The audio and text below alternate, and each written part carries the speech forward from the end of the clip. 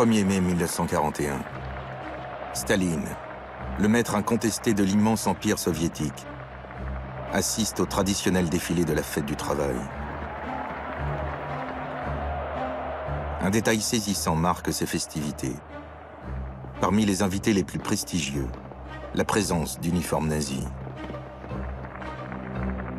Hitler a envoyé une délégation à Moscou. Ces images rares témoignent de l'incroyable complicité qui lie alors les deux dictateurs. L'entente contre nature entre le géant communiste et le Troisième Reich nazi vit cependant ces dernières heures. Dans moins de 2 mois, ce pacte des diables tournera au choc des tyrans.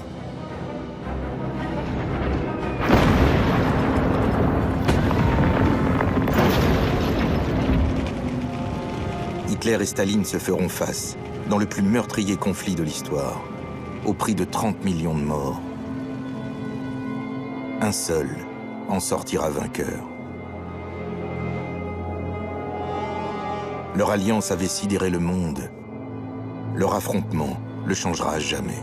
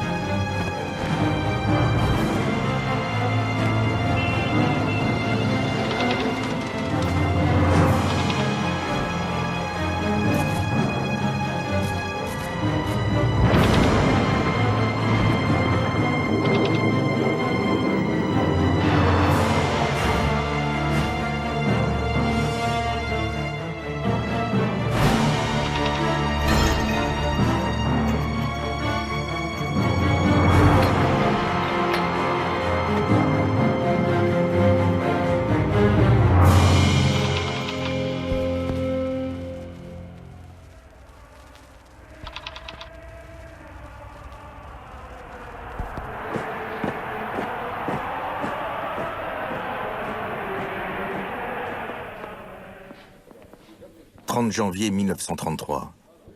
Hitler est élu chancelier du Reich. Son triomphe, il ne le doit qu'à lui-même, pense-t-il. Hitler ignore que Staline, qui règne depuis 4 ans sur l'Union soviétique, l'a aidé dans l'ombre à prendre le pouvoir.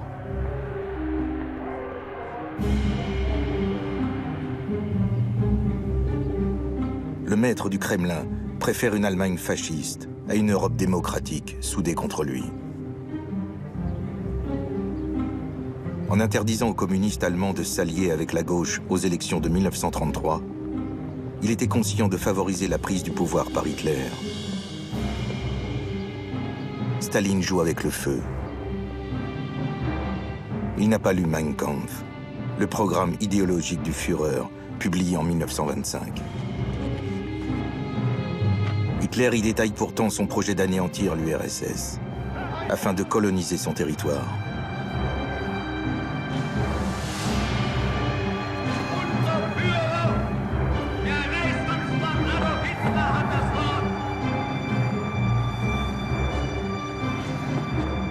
Staline imagine qu'une alliance est possible avec ce dictateur débutant. Leurs ennemis sont les mêmes, la France et l'Angleterre. Et malgré les idéologies qui les opposent, les deux tyrans partagent de nombreux points communs.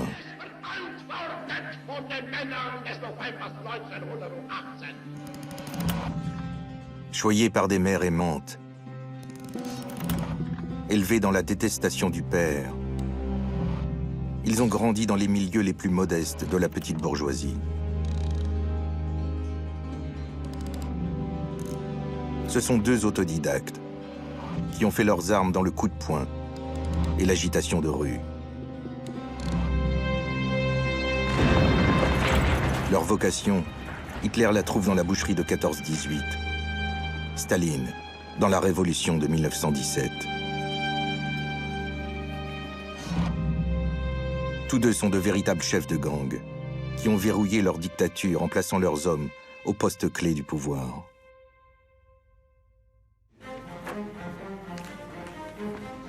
Dans l'entourage d'Hitler, le gang s'articule autour de 3 hommes.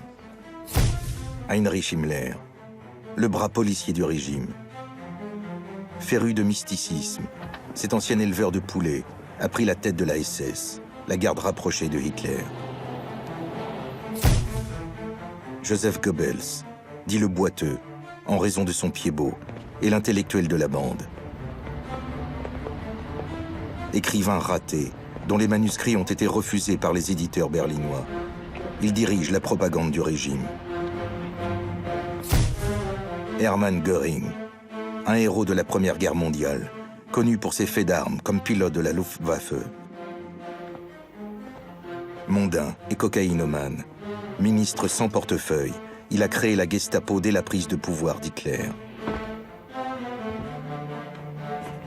En 1933, le cercle des intimes intègre 2 nouvelles figures. Reinhard Heydrich, l'archétype de l'arien qui fascine tant Hitler. Un fanatique, au tempérament de glace, qui chapeautera l'appareil de répression du Troisième Reich. Et Martin Bormann, qui contrôle la bureaucratie du parti, le secrétaire particulier du Führer.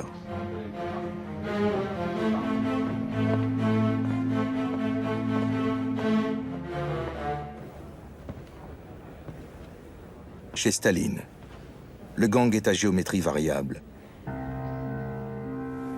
Il se cimente autour de ceux qui l'ont connu au temps héroïque de la révolution de 1917, comme le général Voroshilov. Kaganovitch, dit la locomotive, ou Kalinin, surnommé Papa. Les historiques sont concurrencés par ceux qui ont contribué à verrouiller le parti dans les années 20. Le fidèle Molotov, futur numéro 2 du régime. L'Arménien Mikoyan, un apparatchik polyvalent. Ou l'ancien forgeron Nikita Khrouchtchev, un fils de paysan ukrainien, à qui Staline confie la direction du parti communiste de Kiev. Lavrenti Beria, futur chef du terrible NKVD, la police politique, ancêtre du KGB, intègre le cercle dans le courant des années 30.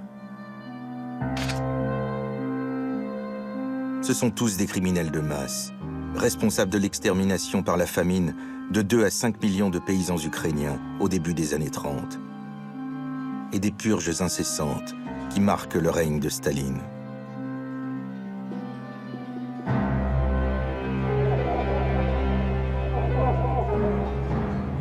Après les journées de travail au Kremlin, Staline réunit son gang presque chaque soir autour de la table de sa salle à manger.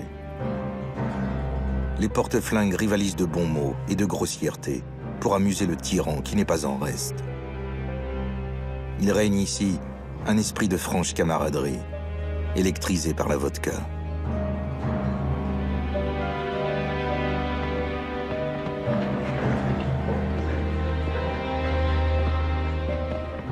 Au cours de cette année 1933, l'attitude vis-à-vis d'Hitler est l'objet de vives discussions.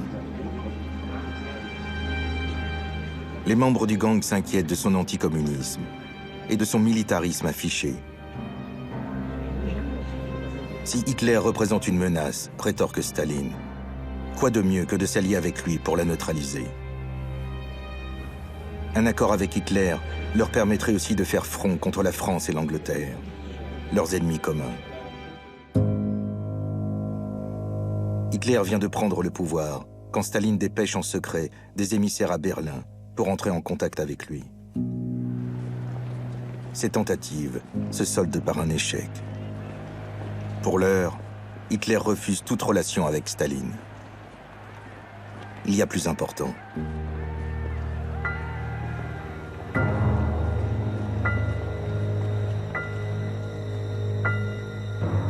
Le Führer doit avant tout rassurer son armée et asseoir son pouvoir.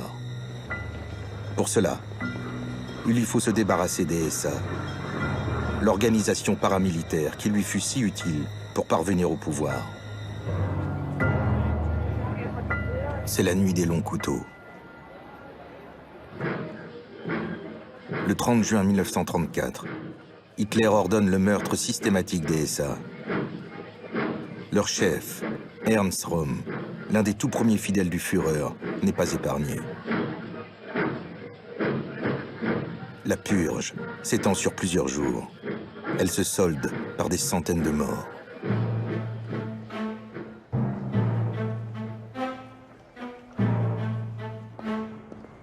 Au Kremlin, Staline est impressionné par le massacre. Il ne cache pas son admiration à Anastase Mikoyan. Tu as entendu ce qui s'est passé en Allemagne? Un sacré type, ce Hitler. C'est formidable.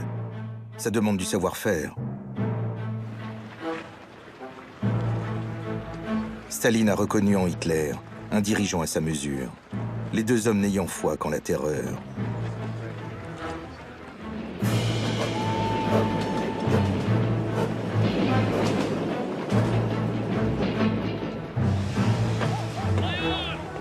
Depuis son accession au pouvoir en 1929, le maître du Kremlin a développé le système des camps spéciaux du Goulag, fusillant à tour de bras, expédiant par centaines de milliers les ennemis de classe supposés aux lisières de son empire.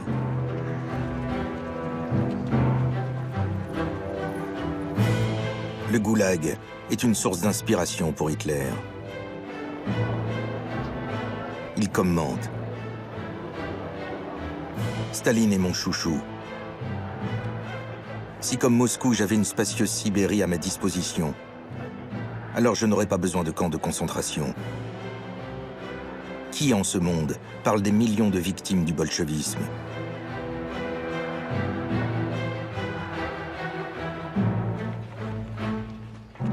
Au printemps 1933, après seulement quelques mois au pouvoir, Hitler a lui aussi ordonné une impitoyable répression contre les communistes, les juifs de Bavière et les démocrates. Ils sont déportés au camp d'Oranienburg et de Dachau.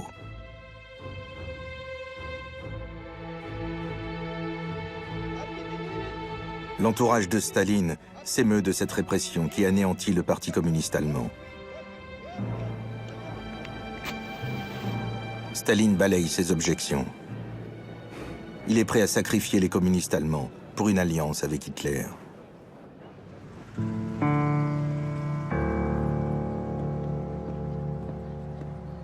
Mais comment convaincre le Führer, qui jusqu'à présent a refusé tout dialogue avec lui? Staline doit donner des gages de bonne volonté. Il connaît l'antisémitisme obsessionnel d'Hitler. Aux rédacteurs juifs de la Pravda, le journal du parti, il ordonne de signer leurs articles de pseudonymes russes. Pas besoin d'exciter Hitler, commente-t-il.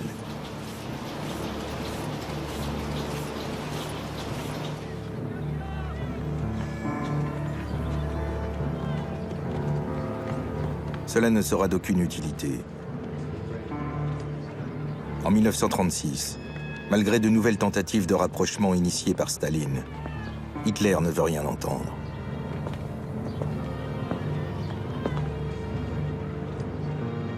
Le chancelier du Reich a toujours le projet d'envahir l'URSS. Et l'opportunité d'affaiblir le maître du Kremlin vient de se présenter à lui. Durant l'été 1936, l'ambitieux Reinhard Heydrich a apporté à Hitler une nouvelle sensationnelle. Un complot contre Staline serait en cours à Moscou. Mikhaïl Tukhachevski, le plus brillant des maréchaux de l'armée rouge, aurait pris la tête d'un groupe de militaires décidés à abattre Staline. Hitler est-il prêt à soutenir le complot? Il hésite. Un putsch à Moscou pourrait donner des idées à ses propres généraux. Heydrich suggère une alternative. Si l'on doit envahir l'URSS, l'objectif est avant tout de décapiter son armée. Pour cela, il suffit de révéler à Staline la trahison du maréchal Tukhachevski. Hitler se laisse convaincre. Heydrich fabrique un dossier à charge contre l'officier soviétique.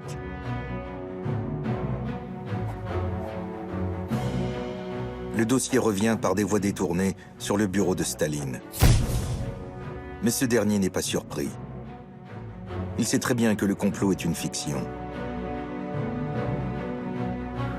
Staline l'a lui-même inventé de toutes pièces. Hitler pensait le manipuler. C'est le contraire qui s'est produit.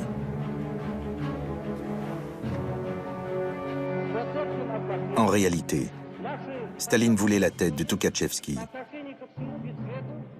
Très populaire, le maréchal en chef n'avait cessé d'alerter les soviétiques contre le danger de l'Allemagne nazie et la stratégie de rapprochement avec le Führer. Le maître du Kremlin cherchait depuis lors à discréditer son maréchal en chef. Hitler, malgré lui, le lui sert sur un plateau.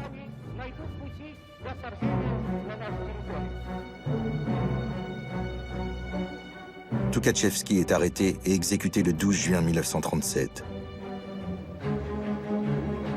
Mais la soif d'épuration de Staline ne s'arrête pas là. L'armée rouge est devenue trop puissante à son goût.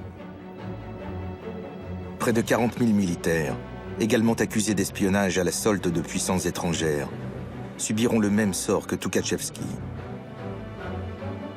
En 1938, 90% des généraux de l'armée rouge, 80% de ses colonels, ont disparu dans les purges de ce qu'on appellera désormais la Grande Terreur.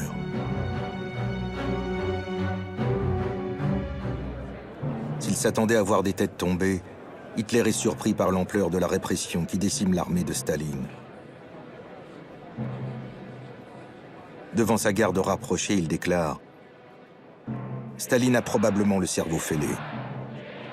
Voilà le danger qu'il nous faudra éliminer le moment venu. » Le 22 décembre 1937, Goebbels commente dans son journal « Discuter longuement avec le Führer. Staline et ses eunuques sont malades. Doit être éradiqué. »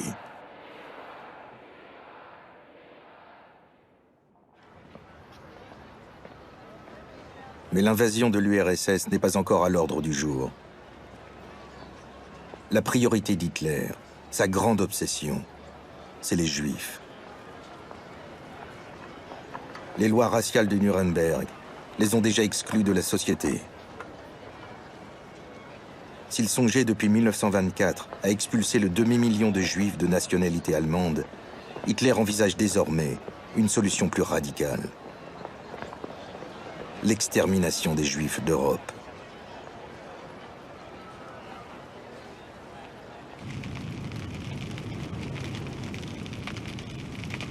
La nuit de cristal est un galop d'essai. Dans la nuit du 9 au 10 novembre 1938, un vaste pogrom est organisé en Allemagne. Entre 2000 et 2500 Juifs sont tués. 200 synagogues sont incendiées. 7500 commerces saccagés. 30 000 personnes sont arrêtées et déportées. Comme ici, au camp de Buchenwald. Pour Hitler, il s'agit surtout de jauger la réaction de son opinion publique et de ses ennemis étrangers. Si les condamnations pleuvent du monde entier, aucune sanction ne vient enrayer la répression des Juifs d'Allemagne. Staline, lui, n'a pas un mot pour dénoncer la nuit de cristal.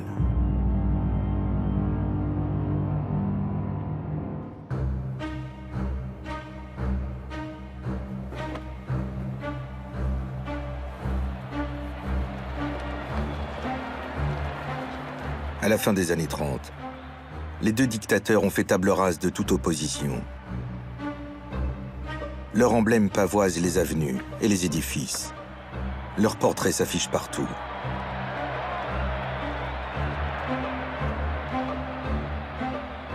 Ils peuvent s'adonner sans frein à leur narcissisme.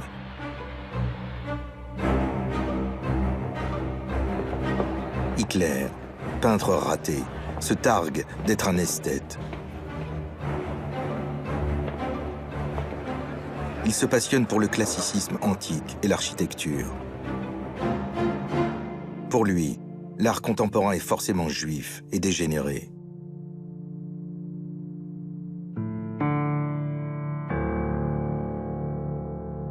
Avec Albert Speer, un architecte aux dents longues, il s'enferme des heures entières pour étudier plans et maquettes de ses projets pharaoniques.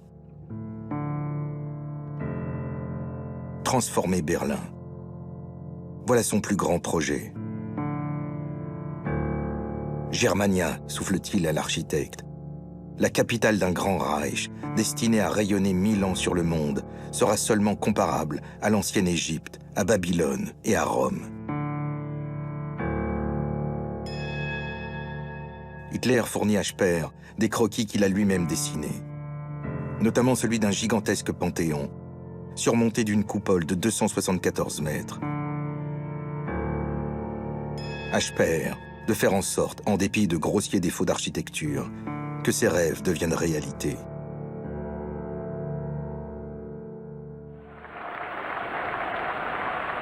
Mais les rêves d'Hitler sont quelque peu ternis quand il apprend que Staline fait construire un palais des soviets, plus haut que la future coupole de son panthéon.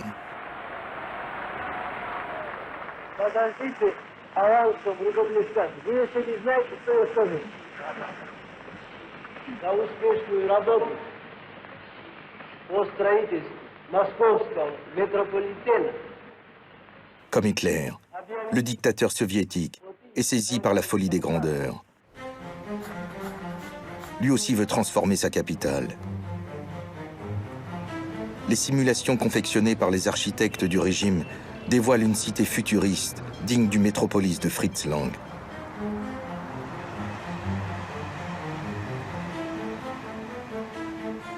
Pour édifier son palais des soviets, censé devenir le plus imposant bâtiment du monde, Staline a fait raser la plus grande cathédrale de Moscou. Pour rien. Comme le panthéon d'Hitler, son palais des soviets ne verra jamais le jour.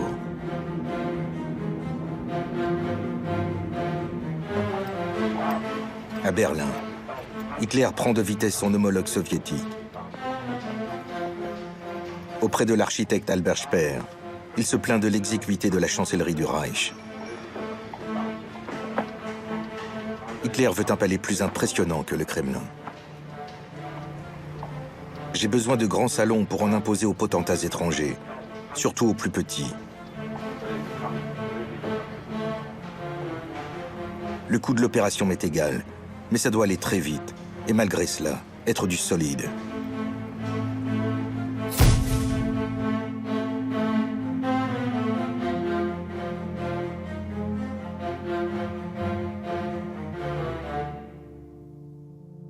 Le bâtiment est construit en un temps record.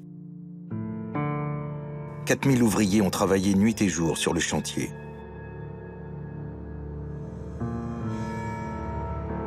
Au mois de janvier 1939, la nouvelle chancellerie du Reich est prête à accueillir son hôte.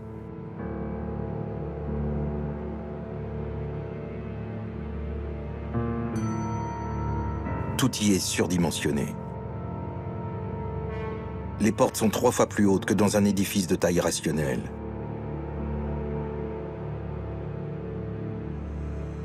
Le bureau du Führer occupe la surface d'un terrain de football.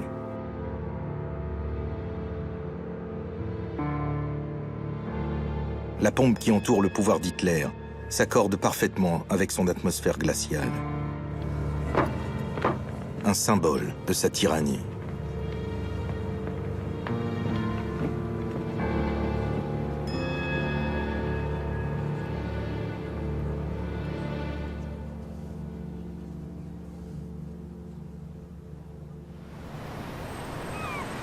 Ces grands travaux vont de pair avec une entreprise coloniale. Les deux dictateurs y voient le moyen d'élargir leur territoire et de pérenniser leur pouvoir.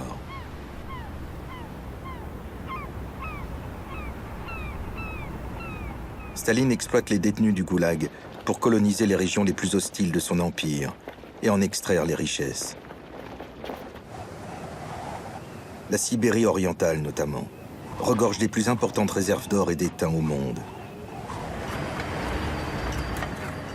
Afin de satisfaire aux besoins en main-d'œuvre, des arrestations arbitraires ont lieu à grande échelle dans chaque ville d'Union soviétique.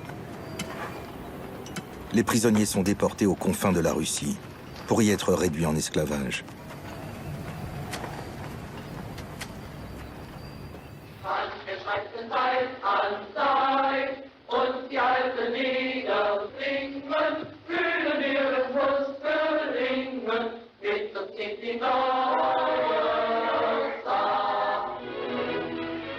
Hitler, lui, a théorisé son projet colonial dans Mein Kampf.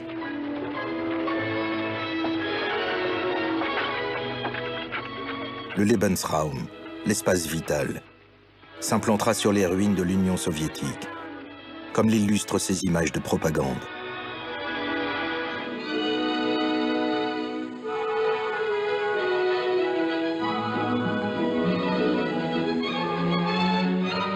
L'expansion de la race aryenne jusqu'en Russie nécessitera d'éliminer les populations indésirables.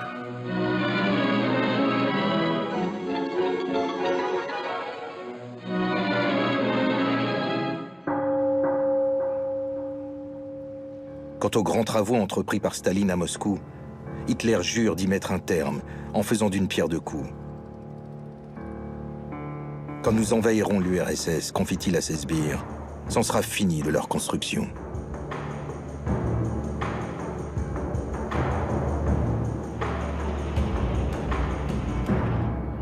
En attendant, Hitler a pour ambition de reconstituer la Grande Allemagne.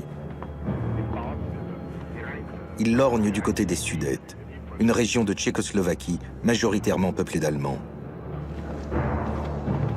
L'Angleterre et la France, alliées à la Tchécoslovaquie, préfèrent abandonner les Sudètes pour éviter la guerre. Un accord est signé à Munich le 30 septembre 1938.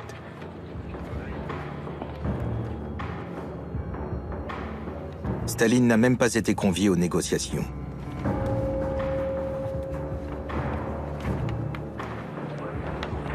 C'est pour lui un camouflet diplomatique et un véritable coup de semonce. Car si les canons d'Hitler ne sont plus tournés vers l'ouest, l'URSS se retrouvera dans sa ligne de mire. Pour la première fois, Staline comprend qu'Hitler est une menace.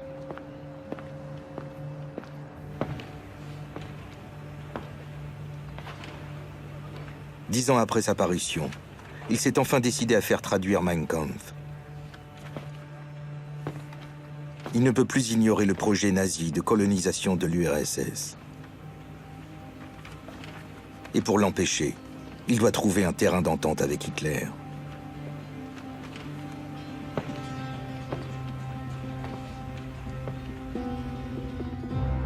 Le gang est convoqué en urgence. À la table de la salle à manger sont réunis les principaux membres du Politburo. Kaganovitch, Molotov, Zhdanov, Voroshilov et Mikoyan. Staline est furieux. Les Britanniques et les Français veulent inciter Hitler à attaquer l'URSS. Quelle est la parade? S'inquiètent ses camarades. Faire en sorte qu'Hitler vienne de lui-même à la table des négociations, répond Staline.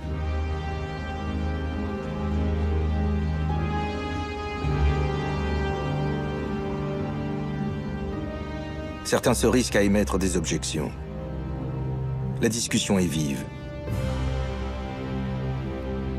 Quand le gang se sépare autour de minuit, la stratégie de Staline s'est imposée.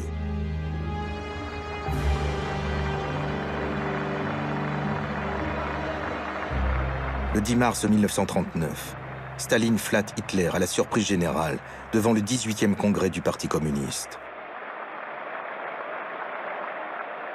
Il déclare que ce sont les démocraties occidentales qui sont les fauteurs de guerre, et non Hitler. Le chancelier du Reich, présenté comme un homme de paix, est exonéré de toute responsabilité.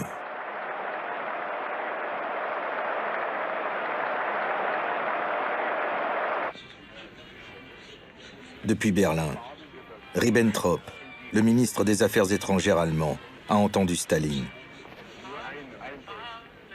Il saisit l'occasion pour convaincre Hitler qu'un accord avec l'URSS servirait les intérêts du Reich.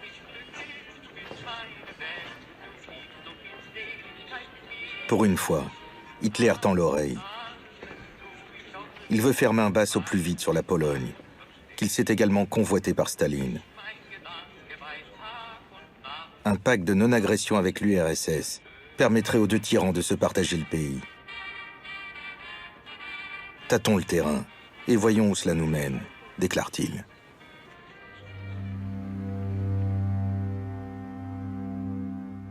Pour plaire au Führer, Staline limoge brutalement Litvinov, son commissaire aux affaires étrangères, parce qu'il est partisan d'un accord avec la France et l'Angleterre, et aussi parce qu'il est juif.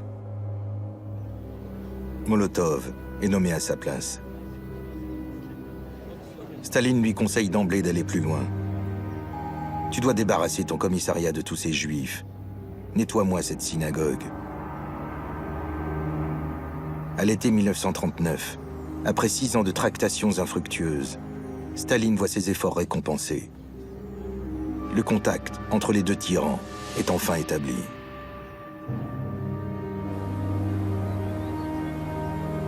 Mais au moment d'entamer les pourparlers, Staline se met aux abonnés absents.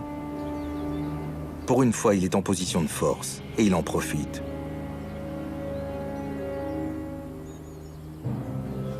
Dans sa citadelle des Alpes bavaroises, Hitler s'impatiente. L'invasion de la Pologne est programmée avant l'hiver. Pour avoir les mains libres, il doit sans tarder conclure un pacte avec Staline.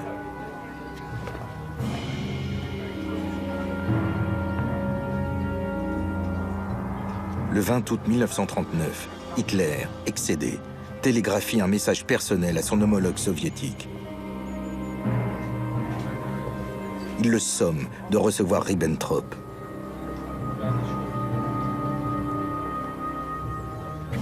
Staline se fait encore désirer.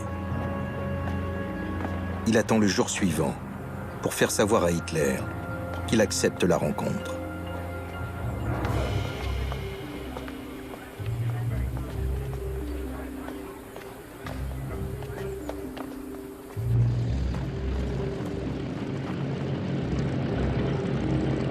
Le 23 août 1939, Ribbentrop, le ministre allemand des Affaires étrangères, arrive à Moscou.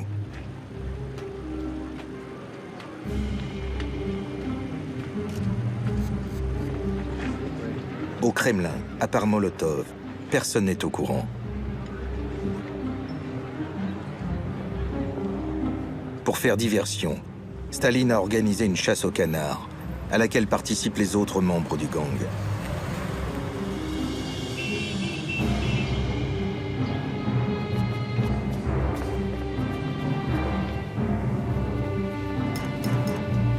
Ribbentrop est reçu par Molotov et Staline en personne. L'Allemagne anticommuniste d'Hitler et la Russie antifasciste de Staline s'entendent à merveille.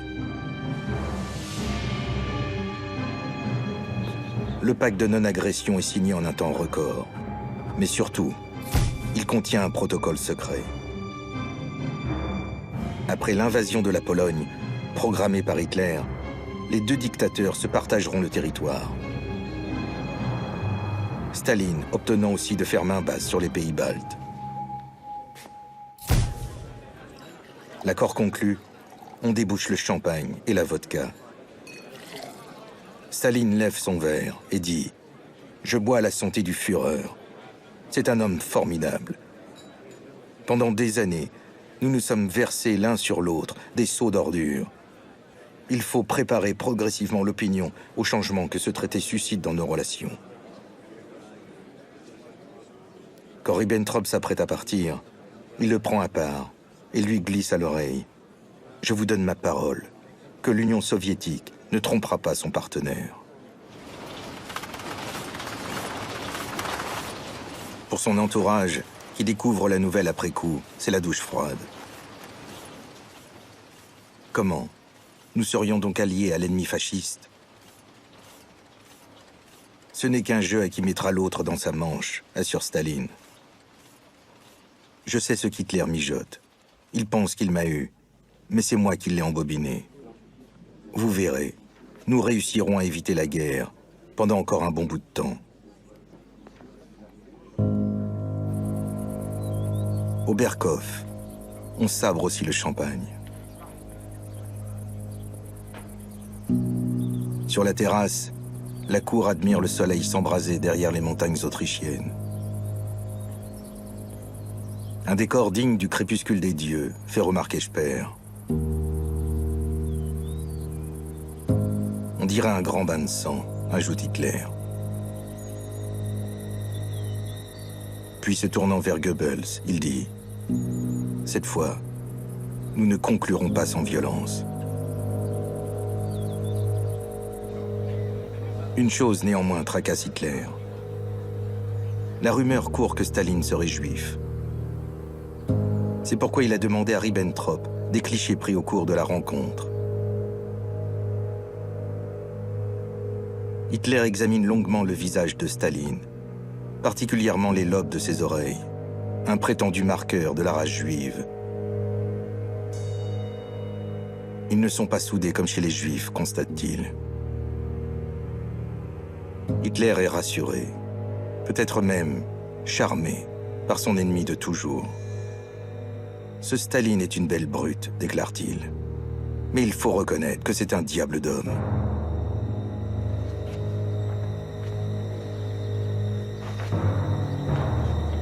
Le Führer est aux anges. La Pologne est maintenant à sa portée. De son côté, Staline attend le déclenchement des hostilités pour ravir sa part du gâteau.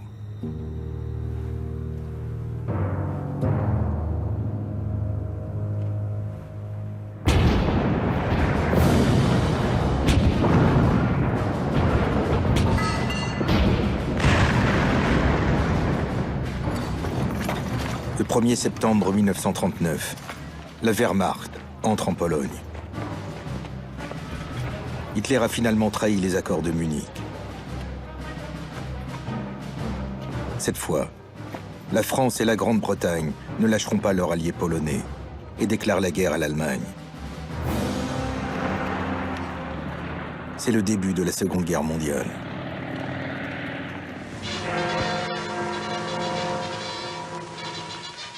The fateful hour of 11 has struck, and Britain's final warning to Hitler having been ignored, a state of war once more exists between Great Britain and Germany. Arriving at Westminster to hear the ominous decision, statesmen set a good example, now universally followed, by carrying their gas masks. Mr. Churchill, as in 1914, is First Lord of the Admiralty.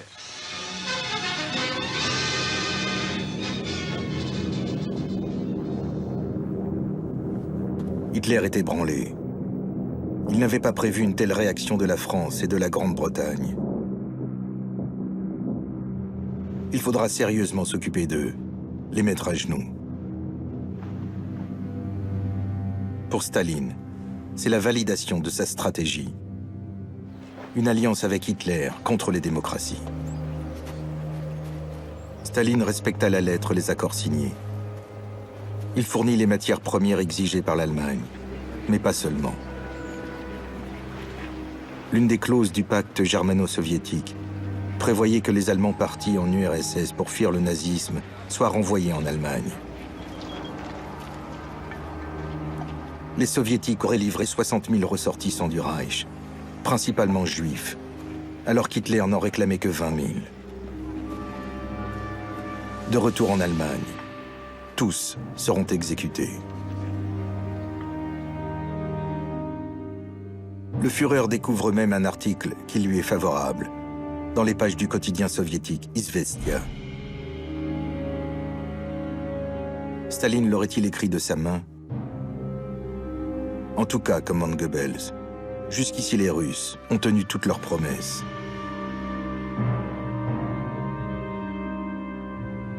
À partir du 17 septembre 1939, une quinzaine de jours après le déclenchement de l'invasion allemande, l'armée rouge envahit l'est de la Pologne et les pays baltes.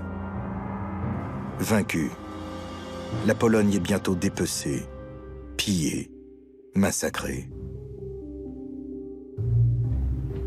La lune de miel germano-soviétique est largement mise en scène par la propagande des deux camps. Les anciens ennemis se rencontrent sur la frontière, qui départagent leurs zones d'influence respectives, avec échange de sourires et de poignées de main. Des entraînements militaires conjoints, rassemblant des éléments de la Wehrmacht et de l'armée rouge, auraient même eu lieu aux confins de la Pologne.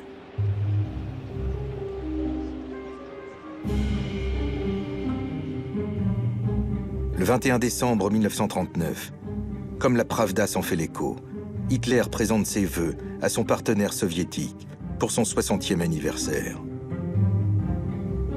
Staline le remercie promptement. Il conclut son téléx par ces mots. L'amitié soviéto-allemande, scellée dans le sang, promet d'être longue et durable.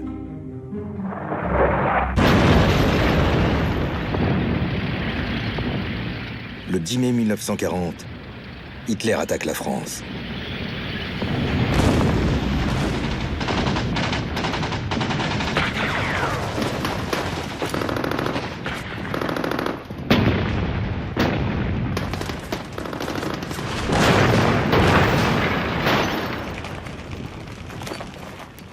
Après seulement 6 semaines de combat, la France, une des plus grandes puissances militaires au monde, capitule.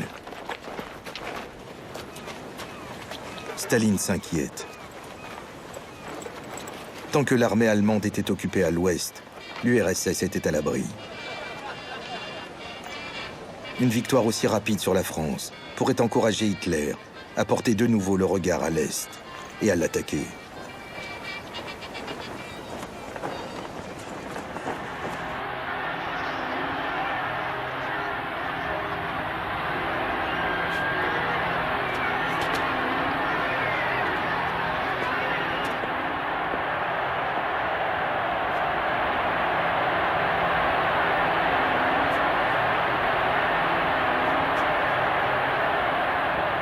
À Berlin, depuis le balcon de la chancellerie du Reich, le Führer savoure sa victoire.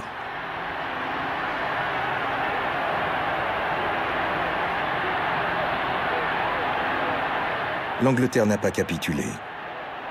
Mais dévastée par les bombardements de la Luftwaffe, elle ne représente plus une menace. Hitler a les mains libres pour relancer son projet d'invasion à l'Est.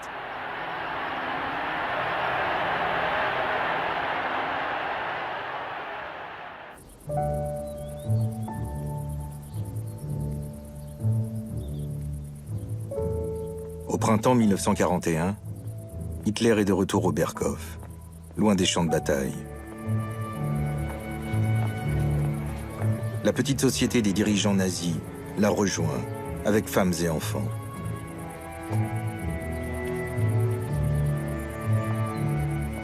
Eva Braun, la maîtresse d'Hitler, immortalise ses instants avec une petite caméra 8 mm Agfa Color.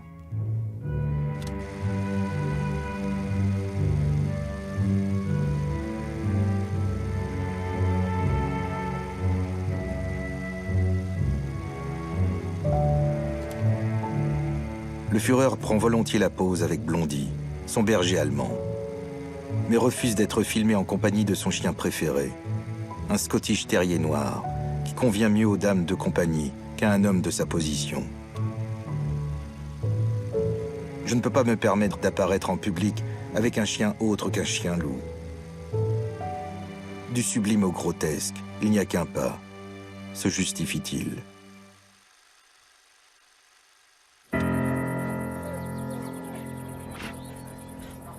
Les Allemands ignorent l'existence d'Eva Braun.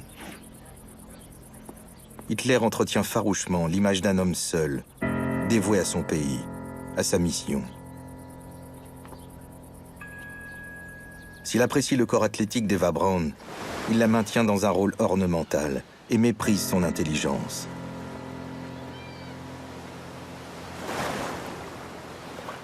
À l'architecte Speer, il confie: un homme d'une intelligence supérieure se doit d'avoir une femme primaire et stupide.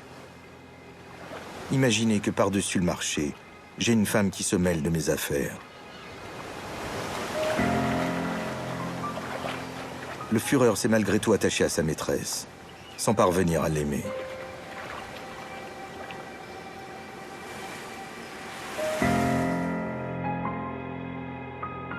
Hitler n'a été amoureux qu'une fois. Elle s'appelait Gélie Robal. C'était sa nièce.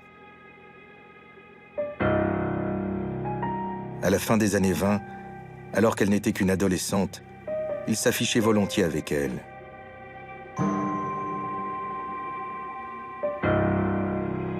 Jusqu'à ce que la jalousie d'Hitler finisse par la détruire.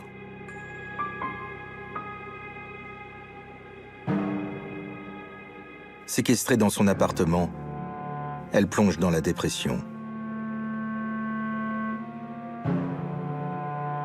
Gélie Robal finira par se donner la mort avec le pistolet d'Hitler.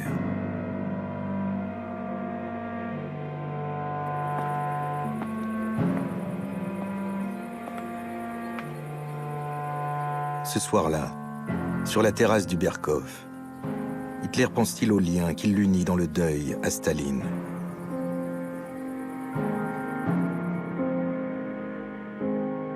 Staline a lui aussi perdu sa femme, Nadia Allélouyeva, qui s'est suicidée parce qu'elle ne supportait plus la vie commune avec lui.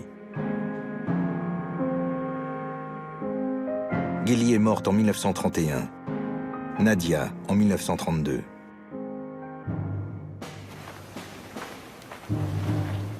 Hitler et Staline sont faits des mêmes drames, mais le rapprochement n'ira pas plus loin. Le jeu de dupes du pacte germano-soviétique, Hitler compte bien y mettre un terme.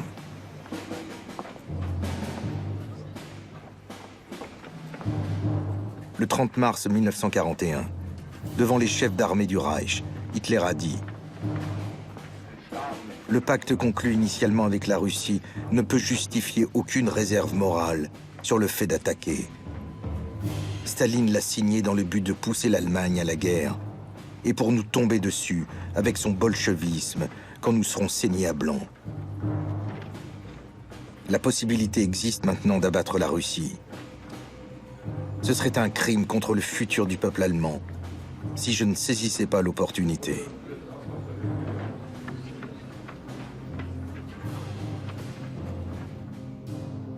Hitler a de bonnes raisons d'y croire. En 3 ans à peine, il a conquis l'Autriche, la Tchécoslovaquie, la Pologne, le Danemark, la Norvège, la Belgique, les Pays-Bas, la France, la Yougoslavie.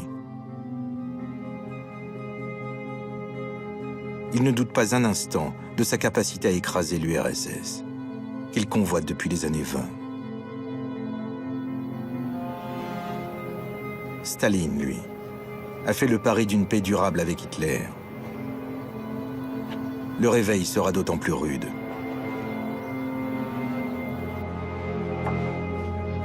Hitler a misé sur l'effet de surprise. Et la surprise sera totale. L'invasion de l'URSS, nommée plan Barbarossa, est déclenchée dans la nuit du 21 au 22 juin 1941.